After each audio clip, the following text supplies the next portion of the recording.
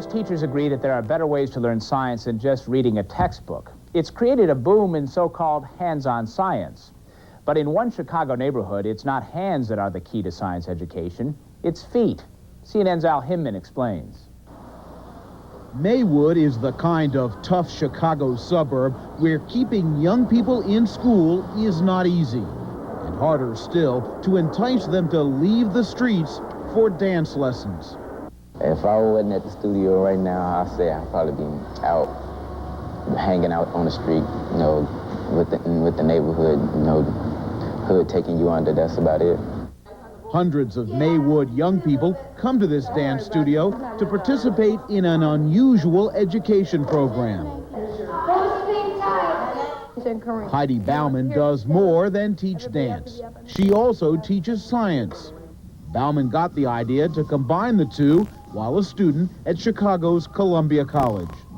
Pretty soon the science teachers were coming here and teaching us science, and then we'd stand up and dance about it, what we understood, and I think visually it's much easier to understand. Bauman's former science professor now heads up a developing cooperative science dance program, drawing on the resources of Columbia College. And when you dance two together, what are you? It's the oxygen that we breathe. And when you're three together? It's the ozone.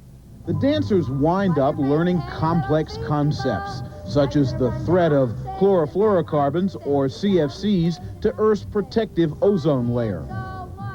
And it was kind of hard for us at first because everybody was talking about how the CFCs destroyed the ozone and broke down the oxygen and everything. And when we did the dance, it actually made it easier for us to go through and be the CFCs and, you know, just see it. It made it a whole lot easier for us.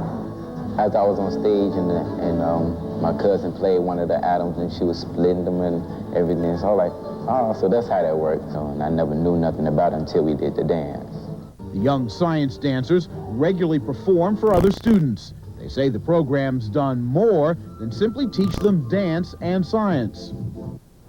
The message in the ozone dance, to me, I believe, is that when you go to use things, be careful what you're using or what it is in there, because we have so many things that we use in our country today that is tearing up our country and that is bringing our country nature and natural resources down.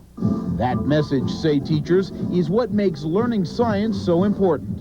And for these students, dance makes learning science fun.